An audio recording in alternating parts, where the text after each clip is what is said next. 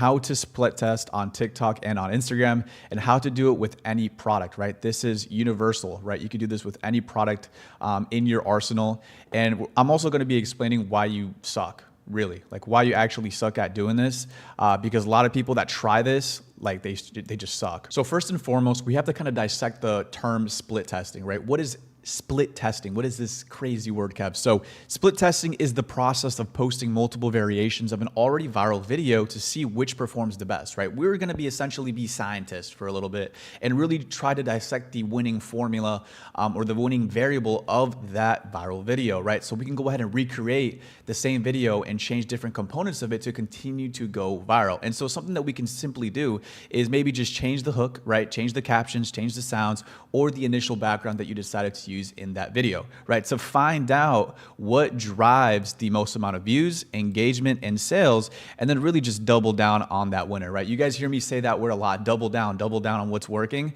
right? This is really what it pertains to, right? And so if we were to break it down into a very simple and kid-friendly version, let's say we have our viral video here. This video got us 1 million+ views and we got some traction, right? But in this viral video, we have different clips that we use, different captions, hooks, backgrounds, and audios, right? This is the first version of our viral video. But let's say we were trying to split test, right? We make a second version of this already viral concept, right? But we essentially keep the clips the same, caption the same, hook the same, background the same, but we decide to choose a different audio to see if it's either drive sales or lower sales, right? We're really just trying to test here, right? Again, you could go ahead and make another version of this as well, where you're keeping the same amount of clips, same amount of captions. Maybe we change the hook, keep the background the same, keep the audio the same, right? Boom, we have another version right here. What I'm really trying to say here is that you want to test one single variable at a time to effectively track the data, right? Because if we're trying to change too many variables at once, we're not going to be effectively able to see what really made that pivotal difference to make us go viral again. And so what I'm trying to say here is that essentially when you have a viral video, you can realistically make over 4 different versions of that already winning concept, already went viral video. You know what I'm saying? And so really this is how you squeeze and do the most when it comes to, I guess like, this is like the smart way of finding longevity behind a viral video and really just squeezing the crap out of it, squeezing all the juice out, pause, and being able to effectively track data to make you more money in the future, okay? So hopefully you guys get my point here with this very kid-friendly kind of thing. But why does it actually matter, right? So like I mentioned, efficiency, right? So instead of posting random videos, you test with intention and quickly see what works, right? This is the whole point of this, is to be efficient. Apart from that, we're gonna be saving tons of time, right? So you stop wasting effort on content that doesn't perform and focus only on proven winners, right? We don't wanna be wasting any time here, especially Q4. Data-driven growth, right? Every video teaches you what the algorithm and audience responds to, right? This is really when we're trying to dissect the data. Like I said, we're little scientists here, and we're really just trying to find what data in our winning kind of concept, winning video, is going to drive the most growth in the future. Scalability, right? This is how you really scale your stores up, because once you find a winning style, you can just go ahead and replicate that and multiply the results, right? And I'm going to be literally showing you a live example in a little bit, so stay tuned for that. And intentionality, right? You're no longer hoping, you're no longer guessing for a viral video. You're strategically engineering virality to where you can go ahead and replicate this for however long you can, right? And so we're no longer playing a game of gambling here with dropshipping, right? A lot of people like to be like, oh, you just got lucky with this video, blah, blah, blah, blah, blah. Yes, a lot of people do get lucky, don't get me wrong, but when you are part of the 1% that actually knows the game, right, and has a little bit of ball knowledge, you can literally replicate this and strategically engineer virality, right? And this is how you really take, you know, drop shipping from a part-time thing to a full-time thing where you're literally printing money out of thin air, okay? And so with that being said, I'm first gonna show you what split testing looks on TikTok, right? So this is my personal account here, Merkface. You guys should all know this. I've done multiple case studies on this account specifically. I made about $25,000 in a singular month with this Deadpool mask. And this is essentially what split testing looks on TikTok, right?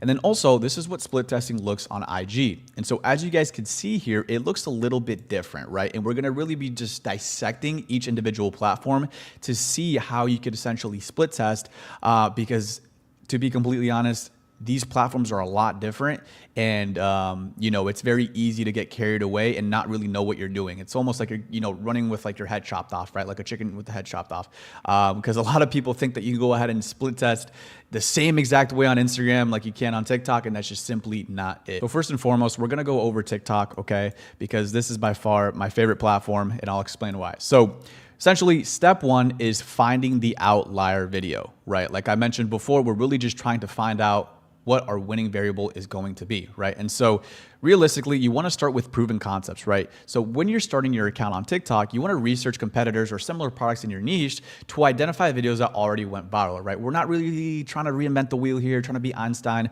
We're really just trying to save some time here and really just go at this with intention, right? And so really what we're trying to do here is copy to test, right? Copy to test, because you want to recreate these winning concepts with your product, right? You don't want to reinvent the wheel like I mentioned, and you really just want to test what's already been working in the past or what's currently working in the market, right?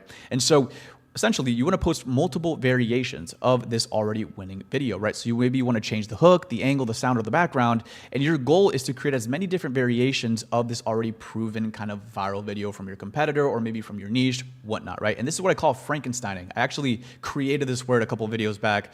I'll probably leave a link up here so you guys can go ahead and watch this, where I fully dissect the Frankenstein method. But this is essentially what we call Frankensteining, okay? Or what I call it. But most importantly here, we're really just trying to spot the outlier. And again, one video will outperform the rest, right? That's what we call an outlier. And this is going to be your signal, right? This is going to be like, okay, it's time to start split testing, right? And so I'm going to be showing you guys a real example of how this even looks, because a lot of you probably are lost right now, but let me go ahead and show you. So this is a Merc face. This was my first ever winner when it came to organic dropshipping, and by far like my favorite product I've ever ran to this day, even though it was like honestly the shittiest. But if we go to the account here, right, I'm going to go ahead and sort this by the oldest videos, right? Like the first ever video here is right here. And you guys can see that off the bat, I was already going pretty freaking viral, right? And this is the power of bringing a super untapped product into the market and being essentially first to market, because this is how you get rewarded by the TikTok gods, right? But really what I'm trying to say here is that I essentially started Frankensteining. And what I mean by this is that I took inspiration from an account called Spidey Face, all right? You guys should know this already, but if you're new to the space, I'll go ahead and introduce you to Spidey Face. So Spidey Face, they made hundreds and thousands of dollars selling a very similar mask that really just targeted Spider-Man fans, right? And so if we go to their oldest videos, same as me, they were already going viral right off the bat. Again, they were first to kind of market this particular product. And so what I did was I took a lot of inspiration from Spidey Face, because it was literally almost the same exact product, but just targeting a different niche, right? Different design. And I was like, you know what? I'm going to make my life a lot easier here and just extract some of these concepts and just literally recreate them with my Deadpool mask, right? And so something that I simply did, I'm going to go ahead and just duplicate this tab right here so you guys could see how I really did this, and literally just honestly took no effort.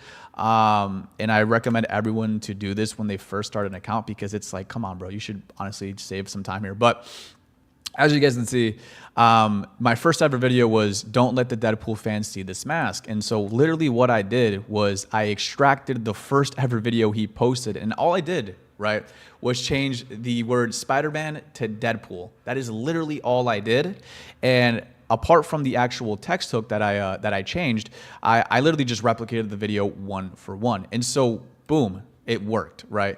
Obviously I did something a little bit different here. I did more of like an unboxing. So if you guys could take a look here, I like literally just did a full-blown unboxing, whereas, you know, Spidey Face, they already had the box out and whatnot, they opened it. But you guys kind of get the gist here, you know what I'm saying?